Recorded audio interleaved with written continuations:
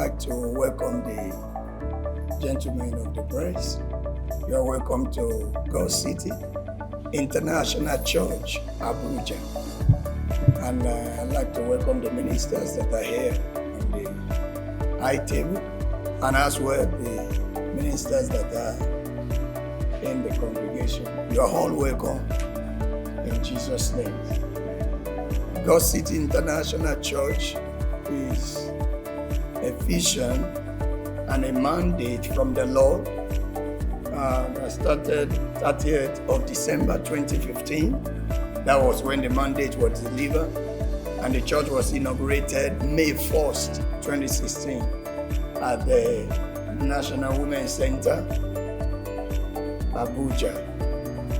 And the mandate of the ministry, there are 4 mandates of the ministry. Deliverance from the battle that you inherited, deliverance from the battle that you invited, from the battle that invaded your life. The second mandate is rescue. Being captured by the enemy, God can hijack you and bring you back. And the third mandate is restoration from what is lost, from what is missing, and from what is stolen. He said, the thief cometh but to steal, to kill, and to destroy, but I have come that you may have life. And the fourth mandate is mobile fire. That is so that you will not be captured again. You are surrounded with the fire of the living God, because lion does not give the second chance. If you escape from the devil, don't let him capture you again. And then you become the representative of the kingdom by living a life of dominion. When you become a mobile fire, a mobile reviver as a Christian, which is the ultimate of God for our life, so that we can be restored back to the original status that it was in the garden. So we are born again to reign again. The Power Touch is an outreach program of the church. Power Touch preceded the mission. The mission, as it said, Power Touch has been long. It was a vision delivered to carry the power of the Holy Spirit to our world. And in Power Touch, we communicate the presence of God, the power of God, the principle of God, and thereby taking delivery of the product of God. So it's all about the person and the presence of the Holy Spirit. And it has been like that. We have run it in this day dome in Abuja. We have run it in International Conference Center. We have run it in biggest hall in Abuja. But this one is the first time we are holding it in the stadium. It's the maiden edition of the one in the stadium. And God gave the team. The vision that I saw was that a gate was open. And the Lord told me that the gate of the city will be open to people. There are many people in Abuja for years that in the realm of the spirit, they have not entered Abuja. They are still back where they came from. We have the testimony of Mr. Frank, an engineer that has graduated as an engineer for 7 years, and for 7 years I've been in Abuja. And after somebody invited him to this church, no job, nothing. Somebody invited him to this church. That night when he got home, he had a revelation that he went back to his village, and on getting to his village, he went to a burial ground in a village and was digging out and exhumed a corpse, which the person was exactly like him. And then he carried this corpse and was running and entered the vehicle. In that revelation, got to Abuja. And when he got to Abuja, he woke up in that revelation. 2 days or 3 after, he got a job, got married.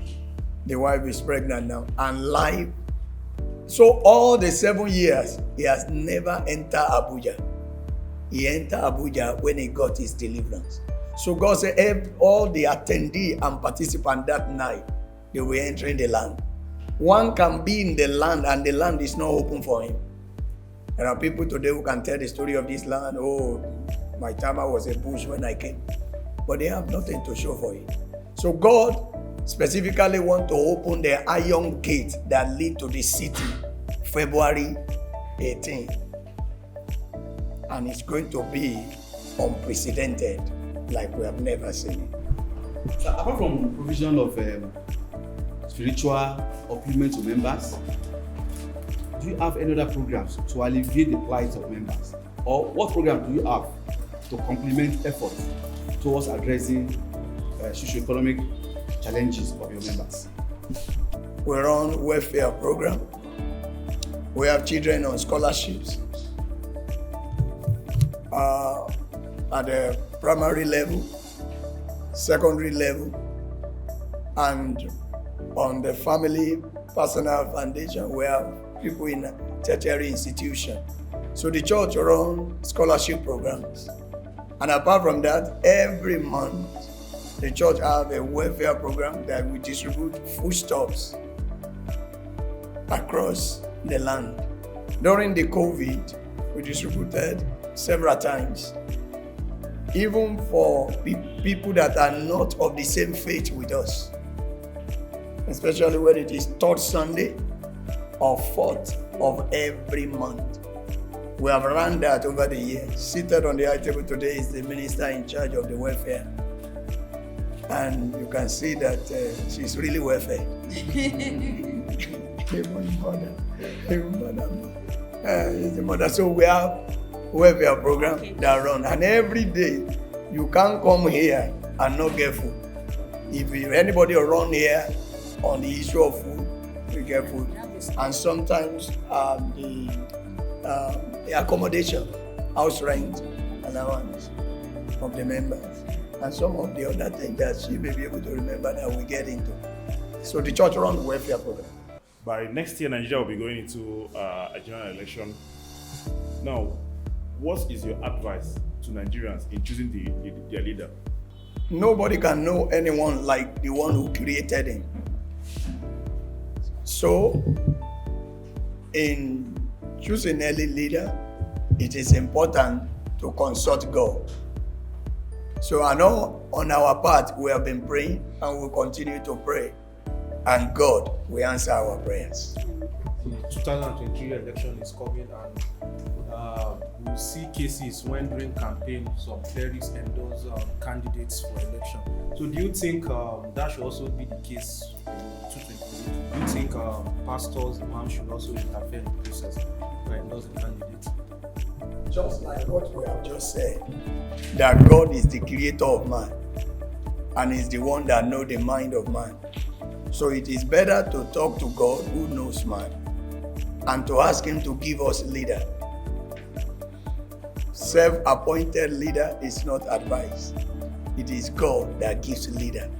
He gave them David and he ruled and reigned. But when they gave themselves Saul, they failed. So God will give us the leader of his choice. What other approach should be used in addressing these issues from the spiritual or religious perspective? Except that will keep the city. Those that watch over the city, they watch in faith. So we continue to pray to God to continue to defend us. All effort of man will equal zero without the input of God. So God is the keeper of man. We continue to trust him and continue to seek his face to keep us safe and to be our security.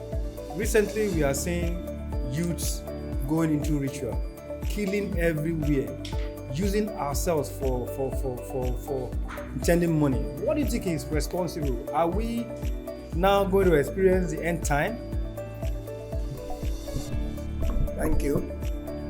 That's why such a program like this is coming up February 18th. Issues like that will be handled because there will be prayer for the nations. There will be prayer for the youth. We're going to be presenting the youth unto the Lord. Nobody can repair a vehicle like the manufacturer. Nobody knows Mercedes-Benz like the one who made it. Mechanic can only try. So all the youth are invited this Friday 18. One of them was testifying from London yesterday, who was addicted to marijuana for years. Couldn't do anything for herself without it, but was invited to this church. And the Lord touched her and has been free for 2 years. So all the youth in the land, make your way to Abuja Special Power Touch this Friday by 9 p.m. and the issues will be handled by God.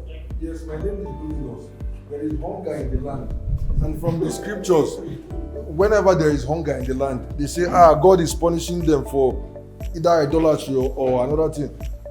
What is your view? Are we under God's curse in the country? Because we are the poverty capital of the world. We thank God that the Almighty God for His interest in our nation. And we thank God for all the saints that have been praying. And that's why this program also is contributing to that aspect. Because no man can meet the need of another man. Even in economics, the need of man is said to be insatiable. So, and there is no nation on the earth where there is no challenge. He said in the end time there will be tribulation. So it is trouble in all nations.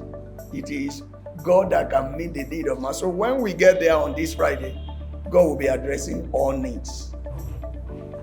Again, the venue of the program is the National Stadium, Velodrome, Abuja. 9 p.m. is the time. All road leads to National Stadium, Abuja. MKO Abiola Stadium, Abuja. At the Velodrome this Friday, 9 p.m. God is going to turn life of many people around and things will turn around.